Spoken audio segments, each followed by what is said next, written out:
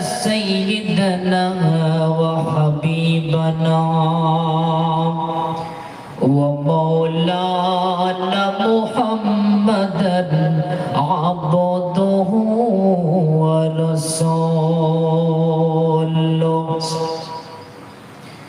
الذي أرسله بالحق بشيرا ونذيرا وداعيا إلى الله بإذنه وسراجا وقمرا منيرا إن الله وملائكته يصلون على النبي يا أيها الذين آمنوا صلوا عليه وسلموا تسليما اللهم صل على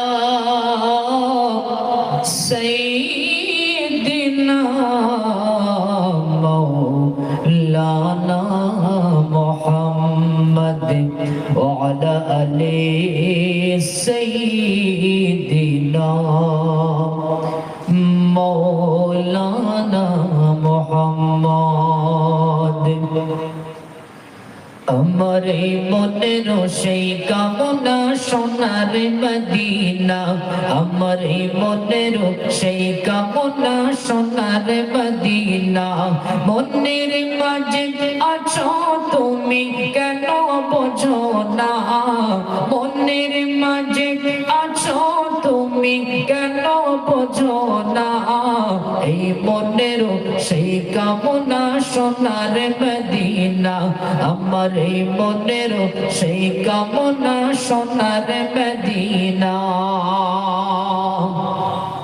সবুজ গম্বুজের নিচে একটু দাঁড়াবো আমার প্রিয় নবীজিকে সালাম জানাবো সবুজ গম্বুজের নিচে একটু দাঁড়াবো আমার প্রিয় নবীজিকে সালাম জানাবো যাহার প্রেমে পাগল হয়ে হলাম দিওয়ানা এই মনের সেই কামনা সোনার মদিনা আমার এই মনের সেই কামনা সোনার মদিনা আল্লাহুম্মা সাল্লি আলা সাইয়্যিদিনা মাওলানা মুহাম্মদ ওয়া আলা আলি سيدنا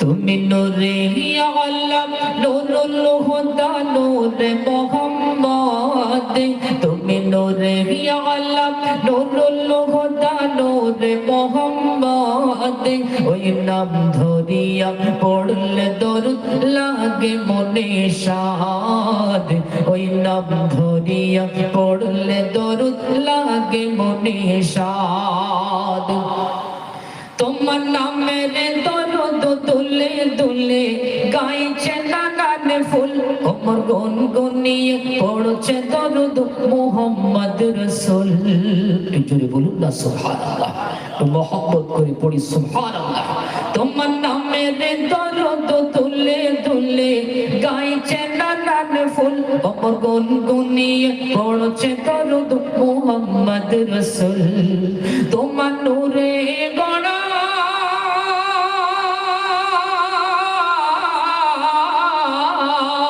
তোমার নূরে গড়া ওই আকাশের স্বর্ণ মাখা চাঁদ ওই নাম ধরিয়া পড়লে দরুদ লাগে মনে শাদ দরুদ আল্লাহুম্মা সাল্লি আলা সাইয়্যিদিনা মাওলানা মুহাম্মদ ওয়া আলা আলি সাইয়্যিদিনা মাওলানা মুহাম্মদ। আলহামদুলিল্লাহ, সর্বাগ্রে সর্বপ্রথম শুকরিয়া জ্ঞাপন করছি সে মহান সৃষ্টিকর্তা রব্বে কারীমের দরবারে। শুকরিয়া জ্ঞাপন করে উচ্চ আওয়াজে উচ্চ স্বরে সম্মিলিত কণ্ঠে একটাবার পড়ছি সবাই আলহামদুলিল্লাহ। পরে আমার নবীর প্রতি একটাবার ভক্তি ভরা দরুদ ও সালাম, সকলে আরো একটাবার সম্মিলিত কণ্ঠে উচ্চ আওয়াজ করে পড়ছি সাল্লাল্লাহু তাআলা আলাইহি ওয়াসাল্লাম। পরে জানাই আজকের এই মাহফিলের স্বনামধন্য সুযোগ্য শিক্ষিত নির্ধারিত নির্বাচিত আপনাদের পছন্দের মসজিদের সুযোগ্য ইমাম সাহেব, সভাপতি, মঞ্চ উপবিষ্ট মাদ্রাসার শিক্ষক সহ অন্যান্য অতিথিবৃন্দ, সামনে বসে থাকা আমার দিনদার আল্লাহওয়ালা মুত্তাকি ভাই ও বাবাজিরা, পর্দার আড়ালে অবস্থিতা ধার্মিকা শিক্ষিতা স্নেহময় মমতাময় এই মুহূর্তে আমার কণ্ঠ শ্রবণকার নেওয়ালি আমার আম্মাজান ও বোনেরা, সকলকে আমার আন্তরিক সালাম ও মোবারকবাদ জ্ঞাপন করছি।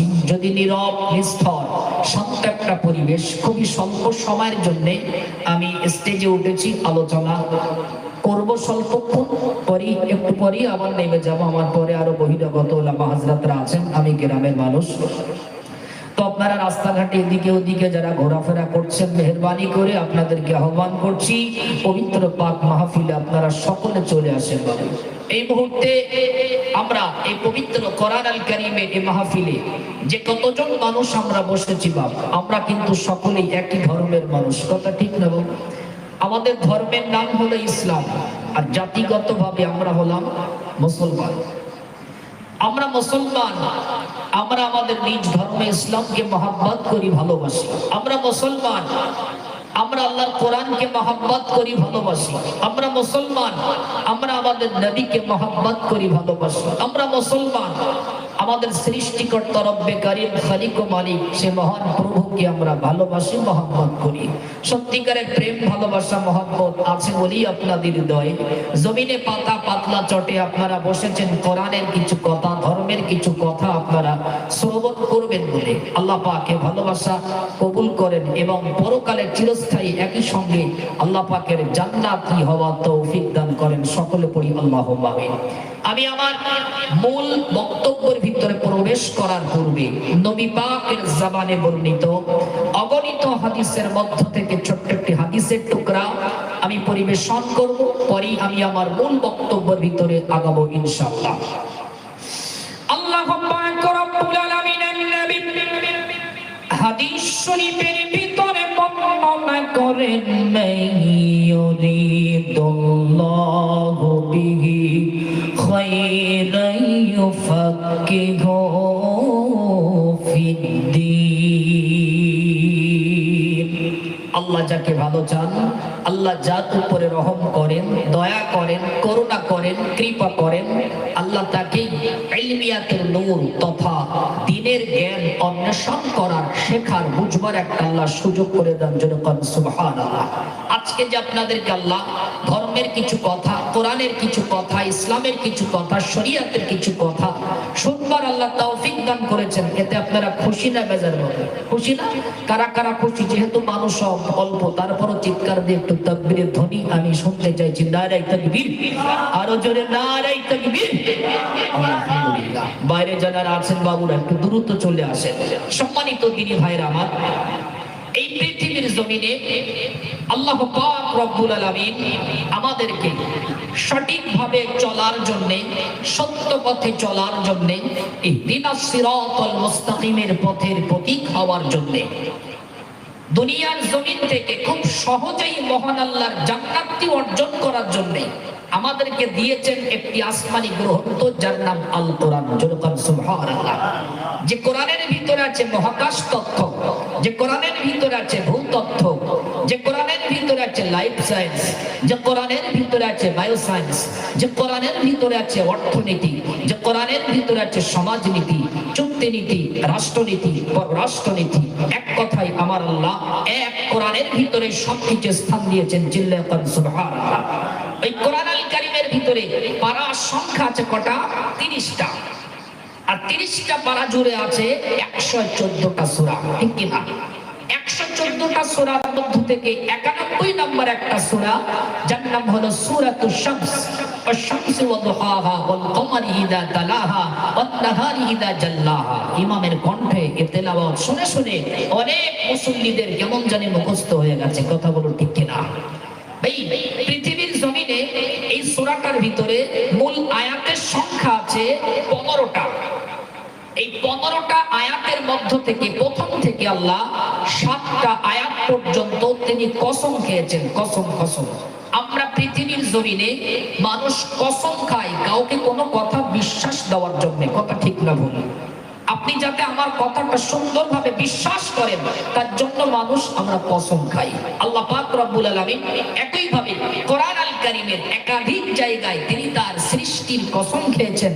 তিনি কোরআন আল কারীমের কিছু আয়াতের গুরুত্ব আমাদেরকে একটু বেশি বোঝানোর জন্য। একবার জোরে বলুন সুবহানাল্লাহ। দেখুন, একটা দুনিয়াবি উদাহরণ দেই, আপনি খুব সুন্দরভাবে তা বুঝতে পারবেন। আমরা এখানে যারা বসে আছি, আমাদের অনেকের বাড়িতে 2 বছর, 2.5 বছর, 3 বছরের শিশু বাচ্চা আছে না? আছে।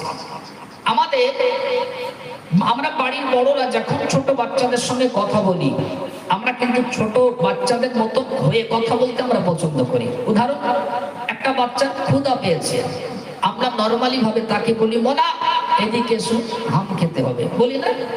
আসলে তো খাবার খেতে হবে। পানির তৃষ্ণা পেয়েছে, আমরা বলি মোনা এসো, একটু পানি খেতে হবে, বলি না? তাহলে বাচ্চাদের বুঝের দিকে তাকিয়ে আমরা বাচ্চাদের মতন হয়ে কথা বলি, যাতে করে বাচ্চা আমার কথা সুন্দরভাবে বুঝতে পারে। ঠিক তদ্রুপ পৃথিবীতে মহান আল্লাহ জানেন আমার বান্দারা কসম খেয়ে কথা বললে ওই কথার গুরুত্ব বেশি দেয়। ওই জন্যই আল্লাহ কোরআন আল কারীমের কিছু আয়াতের গুরুত্ব বোঝানোর জন্য আমাদের বুঝের দিকে তাকিয়ে তিনিও কোরআন আল কারীমের একাধিক জায়গায় কসম খেয়েছেন কিছু আয়াতের গুরুত্ব বোঝানোর জন্য। একবার জোরে বলুন সুবহানাল্লাহ। তাহলে সূরা শামসের ভিতরে আল্লাহ পরস্পর 7টা সৃষ্টির কসম খেলেন। কটা? 7টা। এই 7টা সৃষ্টির কসম খেয়ে 2টি আয়াতের গুরুত্ব খুব পরিমাণে আমাদেরকে বুঝিয়েছেন। আমরা আজকে আয়াতের আলোকে শুনবো ওই 2টি আয়াত কি। আল্লাহ পাক রব্বুল আলামিন কোরআন আল কারীমের ভিতরে বর্ণনা করেন, ওয়াশ-শামসি ওয়াদ-দুহাহা ওয়াল কমারি ইযা তালাহা ওয়ান নাহারি ইযা জাল্লাহা ওয়াল লাইলি ইযা ইয়াগশাহা। চিল্লায়া বলুন আল্লাহু আকবার। এই সূরাতুশ শামসের ভিতরে আল্লাহ পাক রব্বুল আলামিন একটা নয়, 2টা নয়, 3টা নয়, 7টা সৃষ্টির কসম ব্যবহার করেছেন।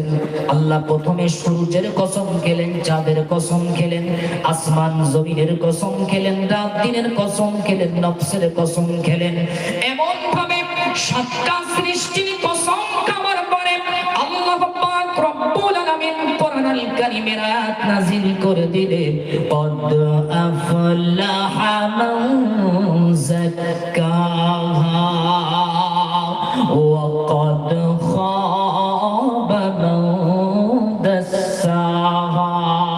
চিল্লায়া বলুন আল্লাহু আকবার। আল্লাহ পাক রব্বুল আলামিন বলেন, পৃথিবীর জমিনে কোন মানুষ যদি সে তার নফসটাকে পবিত্র রাখতে পারে, সে তার আত্মাটাকে যদি পবিত্র করতে পারে, ওই মানুষটা পৃথিবীর জমিনেও সফল, আর তার পরকালের জিন্দেগিটাও সফল তথা মহান আল্লাহর দয়ার জান্নাত। একবার জোরে জোরে বলুন সুবহানাল্লাহ। তাহলে আল্লাহ 7টা সৃষ্টির কসম খেয়ে বললেন, বান্দা পৃথিবীতে যদি তোমরা তোমাদের নফসটাকে পবিত্র রাখতে পারো, নফসটাকে যদি দমন করতে পারো, তাহলে আমি আল্লাহ 7টা কসম খেয়ে বললাম সৃষ্টির, তোমরা পৃথিবীতেও সফল আর পরকালের জিন্দেগিটাও তোমাদের সফল। একবার চিল্লা করেন সুবহানাল্লাহ। আল্লাহ পাক রব্বুল আলামিন পরের আয়াত নাযিল করে দিয়ে বললেন, আর যারা পৃথিবীর জমিনে নিজের নফসটাকে অপবিত্র করবে, কলুষিত করে ফেলবে, আল্লাহ আল্লাহ পাক বলেন ওই সমস্ত ব্যক্তিরা পৃথিবীর জিন্দেগিটাও তাদের ধ্বংস, আর তাদের পরকালের জিন্দেগিটাও ধ্বংস, তথা মহান আল্লাহ আযাবে জাহান্নাম। এবার যদি প্রশ্ন করেন হুজুর, আমরা পৃথিবীতে আমাদের নফসটাকে কেমন ভাবে আমরা পবিত্র করব, কিছু উদাহরণ দেন। পৃথিবীতে যখনই আপনার নফস, আপনার আত্মা কখনো কোনো অন্যায় কাজ করার জন্য আপনাকে উৎসাহ করবে, হাতের দ্বারাই হোক, পায়ের দ্বারাই হোক, চোখের দ্বারাই হোক, বাহ্যিক অঙ্গ প্রত্যঙ্গের গোনা বলেন আর অন্তরের গোনা, আমাদের অন্যায় করতে, গোনা করতে মাঝে মাঝে মন চায় না।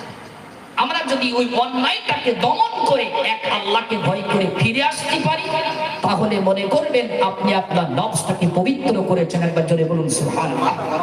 উদাহরণস্বরূপ আজকে এলাকায় মাহফিল হচ্ছে, অনেক যুবক ছেলেরা, অনেক আমার ভাইরা, চাচাজিরা বাড়ির থেকে হয়তো স্ত্রীর সঙ্গে, মেয়ের সঙ্গে, ছেলের সঙ্গে বলে এসেছে মানে আমি যাচ্ছি মিলাদে।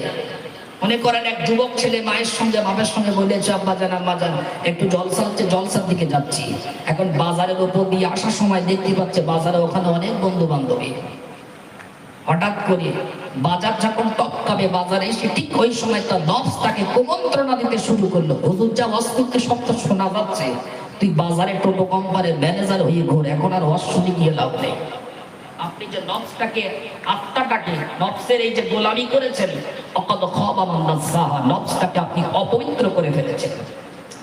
আরো আপনাকে দুনিয়াতে উদাহরণ দেই, আপনি একজন নামাজি মানুষ, মুসলমান, মসজিদের মুয়াজ্জিন সাহেব আপনার আযানের মাধ্যমে ডাক দিতে লাগে, হাইয়া আলাস সালাহ,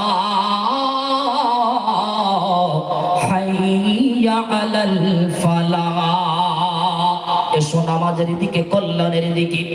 ঠিক ওই সময় আপনার নফসে শয়তান কুমন্ত্রণা দিতে শুরু করবে। এখন যুবক মানুষ, এখন মসজিদে গিয়ে সেজদার কাজটাতে কোনো লাভ হবে না, এখন গিয়ে কোনো লাভ নেই, একটু বয়স হোক, দাড়ি পাকুড়তে, এখন হাইয়া আলাস সালাহ উত্তর, এখন গিয়ে মসজিদে গিয়ে টপাটপ সেজদা দিয়ে কোনো। অনেক যুবক ছেলেদের ধারণা এমন আছে না, আপনি যদি শয়তানের কুমন্ত্রণায় এমন ভাবে পা দেন, আল্লাহকে সেজদা না দেন, অকদ খাবা মান দাসাহা, মনে করবেন আপনার পৃথিবীর জিন্দেগিটাও ধ্বংস, পরকালের জিন্দেগিটাও আপনার ধ্বংস। আবার কখনো কখনো দেখা যায় হয়তো 5 ওয়াক্ত নামাজি মানুষ, যোহরের নামাজ মসজিদে জামাতের সঙ্গে আদায় করেছেন, আসরের নামাজ পড়েছেন, মাগরিব জামাতে পড়েছেন, এশার নামাজটাও জামাতের সম্মিলিতভাবে পড়েছে। এশার নামাজের পরে বাড়িতে পৌঁছালো, স্ত্রী দুটো ভাত দিল, খানা খেয়ে ঘুমিয়ে পড়লো। আবার যখন ফজরের সময় মসজিদের মুয়াজ্জিন আযানের মাধ্যমে তাকে ডাক দিতে লাগে, আসসালাতু খায়রুম মিনান নাওম, মসজিদের মুয়াজ্জিন তাকে বলছে ঘুম থেকে নামাজ উত্তম, উঠে যা। ঠিক ওই সময় শয়তান আপনার অন্তরে কিন্তু ওয়াসওয়াসা আর কুমন্ত্রণা দিতে শুরু করে। শয়তান যদি হয় শীতের সময়, বলে এখন এত ঠান্ডায় উঠে ওযু বানিয়ে নামাজ পড়তে হবে, এখন দরকার নেই, একটু সকালে একা একা বাড়ি পড়ে নিয়ে করে। আবার একটু যখন সকালে ঘুমটা ভাঙো ভাঙো ভাঙো, আবার শয়তান তার অন্তরে কুমন্ত্রণা দেয়, এখন পড়ে লাভ নেই, জোহরের অন্তত 10-20 মিনিট আগে কাজাটা আদায় করে নিয়ে করবে, হয় না? ওই জন্য তো এই নফসের গোলামি আমরা করি বলে ফজরের জামাতে মসজিদের মুসল্লির সংখ্যা বেশি না কম? বা কম না? এই যে নফসের কুমন্ত্রণায় আপনি পা দিয়ে যে আপনার জীবন চালাচ্ছেন, অকদ খাবা মান দাসাহা, আপনার পৃথিবীর জিন্দেগিটাও ধ্বংস হচ্ছে, পরকালটাও আপনার ধ্বংস। ওরে কেমন করে ঘুমাও তুমি, ওরে কেমন করে ঘুমাও তুমি, ফজর করে কাজা, এমন তো হতে পারে জোহরে জানাজা তোমার, এমন তো হতে পারে জোহরে জানাজা। মুসলিম হই না জন্ম নিলে, মুসলমানের ঘরে কাফের মুমিন তফাৎ হয় নামাজের উপরে, মানুষ নামাজের উপরে। ওরে জীবনে নামাজ যেন, ওরে জীবনে নামাজ যেন হয় না তোমার কাজা, এমন তো হতে পারে জোহরে জানাজা তোমার, এমন তো হতে পারে জোহরে জানাজা। প্রকৃতপক্ষে মহান আল্লাহর ভয় যার অন্তরে থাকবে ওই মানুষটি কখনোর জন্য ফজরের সময় মসজিদে না এসে ঘুমিয়ে থাকতে পারে না। কথাটা কি বড্ড খারাপ বলে ফেললাম? বা আল্লাহর ভয়, তাকওয়া, পরহেজগারিতা সত্যিকারের যার অন্তরে বেশি বেশি থাকবে। মনে রাখবেন, এই পৃথিবীর জমিনে যে ব্যক্তি আল্লাহ পাক রব্বুল আলামিনকে বেশি বেশি ভয় করবে, আল্লাহ তার জন্য সরাসরি কোরআন শরীফে পুরস্কারের ঘোষণা করেছেন। একবার জোরে বলুন সুবহানাল্লাহ। আল্লাহ পাক রব্বুল আলামিন কোরআন আল কারীম পারা নাম্বার 30 সূরার নাম সূরাতুন নাজিআত আয়াত নাম্বার 40-41 আল্লাহ পাক বলেন, ওয়া আম্মা মান খাফা মাকামা রাব্বিহি ওয়া নাহান নাফসা আনিল হাওয়া ফা ইন্নাল জান্নাতা হিয়াল মাওয়া। যারা পৃথিবীর জমিনে নিজের নফসটাকে কন্ট্রোল করবে, দুনিয়ার জমিনের প্রতিটা অন্যায় কাজ, অপছন্দনীয় কাজ করার পূর্বে একটাবার ভাববে না আমার আল্লাহ আমাকে দেখছে। আল্লাহর ভয়ে যদি গুনাহ বর্জন করতে পারে, আল্লাহ পাক বলছেন ওই যে বান্দা আমাকে ভয় করে গুনাহ বর্জন করলো, আমি আল্লাহ পাক ঘোষণা করলাম ফা ইন্নাল জান্নাতা হিয়াল মাওয়া, আমি আল্লাহ আমার তার জন্য সরাসরি চিরস্থায়ী জান্নাতের ঘোষণা দিয়া দিলাম। একবার জোরে জোরে বলুন সুবহানাল্লাহ। যারা পৃথিবীর জমিনে সমস্ত অন্যায় কাজ, সমস্ত অপরাধের কাজ করার পূর্বে একটাবার ভাববে না আমার আল্লাহ আমাকে দেখছেন আমি যে অন্যায় করি। আল্লাহ পাক কোরআন আল কারীম এমনি করে সূরার নাম সূরাতুর রহমান আর পারা নাম্বার 27 আয়াত নাম্বার 46 আল্লাহ পাক বলেন, ওয়ালিমান খাফা মাকামা রাব্বিহি জান্নাতান। যারা পৃথিবীর জমিনে আল্লাহ পাক রব্বুল আলামিনকে ভয় করে গুনাহ বর্জন করবে, আল্লাহ পাক কিয়ামতে হাসরের ময়দানে তাদেরকে দুটি জান্নাতের মালিক বানায়া দিবেন। একবার জোরে জোরে বলুন সুবহানাল্লাহ।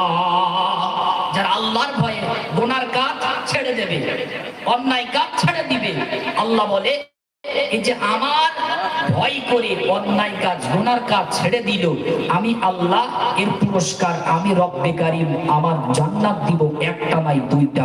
একবার যদি বলুন সুবহানাল্লাহ। এই পৃথিবীর জমিনে জেনে অজেনে বুঝে না বুঝে আমাদের দ্বারাই মাঝে মাঝে কন্ট্রোল করার পরেও কিন্তু অন্যায় কাজ হয়ে যায়, আমাদের দ্বারাই মাঝে মাঝে হয়ে যায়। আল্লাহ পাক রব্বুল আলামিন কোরআন আল কারীম পারা নাম্বার 5 সূরার নাম সূরাতুন নিসা আয়াত নাম্বার 28 আল্লাহ পাক বলেন, ওয়া খুলিকাল ইনসানু দাঈফা। আল্লাহ পাক রব্বুল আলামিন বলেন, আল্লাহ আমাদের পৃথিবীর জমিনে সৃষ্টি করেছেন, দুর্বল করে সৃষ্টি করেছেন, আল্লাহ আমাদের কমজোর করে বানিয়েছেন, আল্লাহ মানব জাতি আমাদেরকে দুর্বল করে বানিয়েছেন, জয়ীফ করে বানিয়েছেন। তাহলে এই আয়াতের আলোকে আমরা বুঝলাম আমরা হলাম দুর্বল, আমরা হলাম জয়ীফ, আমরা হলাম কমজোর। তাই কমজোর বান্দাদের দ্বারাই টুকটাক একটু অন্যায় কাজ, অপরাধের কাজ হয়ে যেতে পারে, এটা স্বাভাবিক, অস্বাভাবিক কিছু নয়। আল্লাহ পাক রব্বুল আলামিন বলেন, দুনিয়ার জমিনে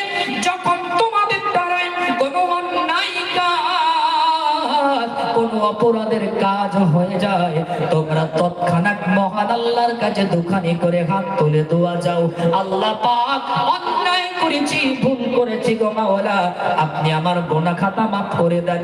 আল্লাহ বলেন ওই বান্দা যদি আন্তরিকতার সঙ্গে অনুতপ্ত চোখের পানি ছাড়তে পারে, আমি আল্লাহ তার জিন্দেগীর তামাম গুনাহ খাতাগুলো মাফ করে দিব।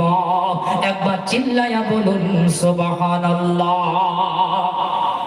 হাদিস শরীফের ভিতরে নবী আমার বর্ণনা করেন, কোন মানুষ যদি পাহাড় সম পরিমাণ অন্যায় করে, কোন মানুষ যদি সমুদ্রের পানির সম পরিমাণ গুনাহ করে, কোন মানুষ যদি আসমান সম পরিমাণ গুনাহ করে, অন্যায় করে, আর কোন বান্দা যদি আল্লাহর দরবারে দুখানি করে হাত তুলে দোয়া চায়, গো মাওলা অন্যায় করেছি, ভুল করেছি, আগামীতে এই গুনার কাজ কার করব না, রব্বে কারীম বলেন ওই যে বান্দা অনুতপ্ত চোখের পানি চাইলো, আমি আল্লাহ পাক তার চোখের পানি কবুল করে জিন্দেগীর গুনাহ খাতা মাফ করে দিব। হাদিস শরীফের বর্ণনা আমরা সবাই সাইয়্যিদিনা হযরতে উমর ফারুক রাদিয়াল্লাহু তাআলা আনহুর নাম আমরা সবাই শুনেছি। হযরতে উমর তিনি অনেক কঠোর মেজাজের মানুষ ছিলেন। হযরতে উমর ফারুক তিনি অনেক কড়া মেজাজের মানুষ ছিলেন। সাইয়্যিদিনা উমর একদিন বাড়ি থেকে বার হয়েছেন, আমার নবী পাকের দরবারে যাবেন, আমার নবী পাকের সঙ্গে দেখা করবেন বলে বাড়ি থেকে সবে মাত্র বার হয়েছেন। সাইয়্যিদিনা হযরতে উমর ফারুক রাদিয়াল্লাহু তাআলা আনহু আমার নবী পাকের দরবারে যাবার পূর্বে রাস্তায় একটা যুবক ছেলেকে দেখতে পেল। হযরত উমর লক্ষ্য করে দেখে ওই যুবকের চোখ দিয়ে দর দর দর দর করে পানি পড়ে। খলিফাতুল মুসলিমিন হযরত উমর ফারুক রাদিয়াল্লাহু তাআলা আনহু ওই যুবকের পাশে চলে গিয়ে বললেন, যুবক তোমার চোখে কেন পানি, তুমি কান্না করো কেন, তোমার বুক ভরা ব্যথা দেখছি আর চোখ ভরা পানি, ওরে যুবক তোমার চোখে কেন পানি, এমন ভাবে রাস্তার ধারে দাঁড়িয়ে তুমি কান্না করো কেন? সাইয়্যিদিনা উমর ফারুক রাদিয়াল্লাহু তাআলা আনহুর সামনে দাঁড়িয়ে ওই যুবক উমরকে বলছে, উমর আমি বড় অন্যায় করে ফেলেছি, আমি আল্লাহর কাছে বড় একটা গুনাহ করে ফেলেছি, আমি বড় একটা অপরাধ করেছি, আমি আমার অপরাধের ভয়ে, আমি আল্লাহর ভয়ে, আমি জাহান্নামের ভয়ে কান্না করি, আমি যুবক আমার চোখের পানি পাবে না। সাইয়্যিদিনা উমর এবার জিজ্ঞাসা করলেন, ওরে যুবক কেন, কি এমন অন্যায় করেছো, কি এমন অপরাধ তুমি করে ফেলেছো? ওই যুবক তখন বললেন, না না উমর, আমি যে অন্যায় করেছি, আমি যে গুনার কাজটা করে ফেলেছি, আমি এই অন্যায় কাজটা আপনার সঙ্গে আমি বলতে পারবো না, আমার বড় লজ্জা হয়, আমি বলতে পারবো না। সাইয়্যিদিনা উমর বললেন, বলো কি এমন অপরাধ তুমি করে ফেলেছো যুবক? পৃথিবীতে এমন কোন অন্যায় নাই, গুনাহ নাই, অনুতপ্ত চোখের পানি চাইলেই আমার আল্লাহ পাক তা ক্ষমা করেন না। একবার চিৎকার দিয়ে বলুন সুবহানাল্লাহ। ওমর জিজ্ঞাসা করছেন, যুবক কি হয়েছে বলো, কি অপরাধ তুমি করেছো, এত কান্দ কেন, এত কান্নাকাটি কেন? সাইয়্যিদিনা উমর ফারুক রাদিয়াল্লাহু তাআলা আনহুর কথা কর্ণপাত করলেন না, বলছেন, হুজুর বেয়াদবি মাফ করবেন, আমি যে অন্যায় করেছি, আমি যে অপরাধ করেছি, আমার অপরাধের কথা আপনার সঙ্গে বলতে পারবো না। সাইয়্যিদিনা উমর তিনি কেমন জানি যুবকের চোখের পানি দেখে নিজের চোখ দিয়ে তার গাদ্দার করে পানি পড়তে শুরু করলো। আরে একজন ব্যক্তি সে কতটা না আল্লাহকে ভয় করে, সে কতটা না জাহান্নামকে ভয় করে, অন্যায় করে যেতে কাঁদছে, ওমর তার চোখের পানি দেখে ওমরও কান্না করে ফেললেন। সাইয়্যিদিনা হযরত ওমর ফারুক রাদিয়াল্লাহু তাআলা আনহু গুটি গুটি পাই আমার নবী পাকের দরবারে পৌঁছালেন। আমার নবী দেখলেন ওমরের চোখে পানি। সাইয়্যিদিনা আমার নবী আবার জিজ্ঞাসা করলেন, ও ওমর তোমার চোখে কেন পানি, তুমি কান্না করো কেন? সাইয়্যিদিনা ওমর বললেন, ইয়া রাসূলুল্লাহ, ইয়া হাবিবাল্লাহ হুজুর, আজকে যখন আমি বাড়ি থেকে বার হয়েছি, আপনার দরবারে আমি আসবো, আপনার দরবারে আসার সময় কেমন জানি, আপনার দরবারে আসার সময় একজন যুবকের সঙ্গে আমার দেখা হয়ে গেল। ওই যুবক নাকি বড় একটা অন্যায় করেছে, ওই যুবক নাকি বড় একটা অপরাধ করে ফেলেছে। আমি সাইয়্যিদিনা ওমর ওই যুবকের চোখের পানি দেখে আমি ওমর কেমন জানি থাকতে পারি না। আল্লাহ পাকের নবী হযরত ওমরকে বার বললেন, ও বাবা ওমর, যাও ওই যুবককে আমি নবী আমার দরবারে ডেকে নিয়ে আসো। আল্লাহ পাকের নবী কথা শুনে হযরত ওমর ওই যুবকটিকে আমার নবী পাকের দরবারে আনলেন। একটু সকলে দরুদ শরীফ পড়ি, আল্লাহুম্মা সাল্লি আলা সাইয়্যিদিনা।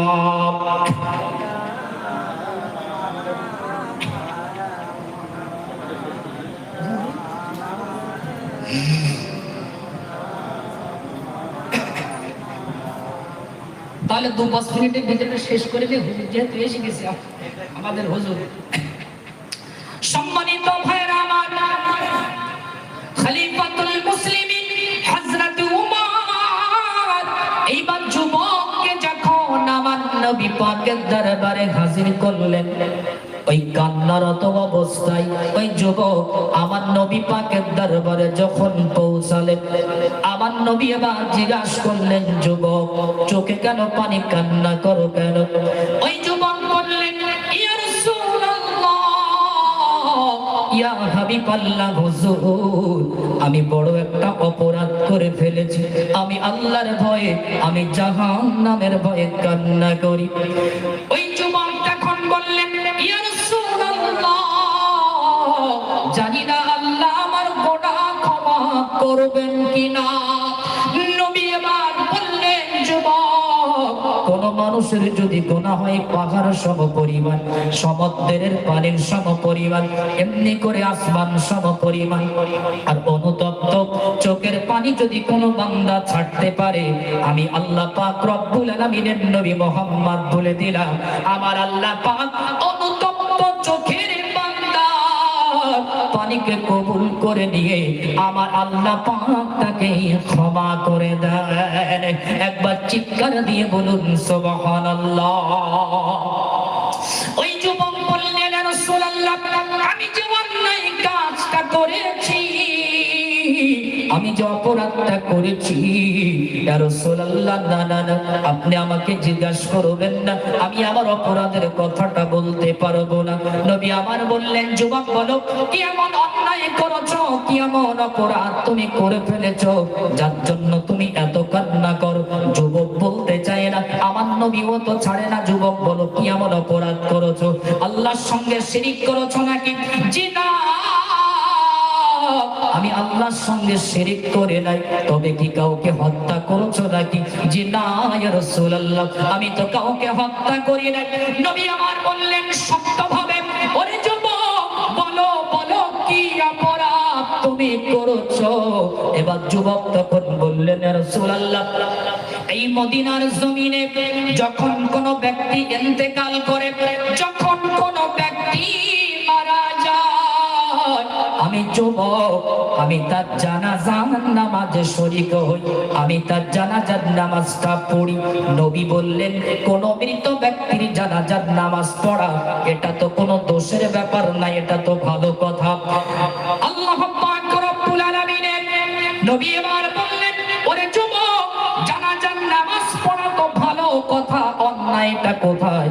ওই যুবক তখন বললেন, ইয়া রাসূলুল্লাহ, ইয়া হাবিবাল্লাহ হুজুর, জানাজা সমাপ্ত হবার পরে সকলে যখন ওই ব্যক্তিকে 3.5 হাত মাটির নিচে শুইয়ে দিয়ে, মিনহা খলাকনাকুম ওয়া ফিহা নুঈদুকুম ওয়া মিনহা নুখরিজুকুম তারাতান উখরা, সকলে যখন মাটি দিয়ে চলে যায়, আমি যুবক, আমি রাস্তাঘাটটা ভালো করে একটু চিনে আসি। আর রাত যখন গভীর হয়ে যায়, রাত যখন ঘুটঘুটে অন্ধকার হয়ে যায়, আমি যুবক দুনিয়ার মানুষে আমি চোখ ফাঁকি দিয়ে আমি ওই পথ ধরে ধরে কবরস্থানের সন্নিকট পৌঁছে আমি কবরটা খনন করি। আমি কবরটা খনন করার পরে আমি মৃত ব্যক্তির গা থেকে আমি কাফনটা খুলে আমি ওটা বাজারে বিক্রি করি। এমন ভাবে আমি আমার সংসারটা পরিচালনা করি। নবী বললেন, এতক্ষণ পরে বুঝলাম তাহলে তুমি কাফন চুরি করে খাও। না হুজুর, এর থেকেও মারাত্মক গুনাহ আছে।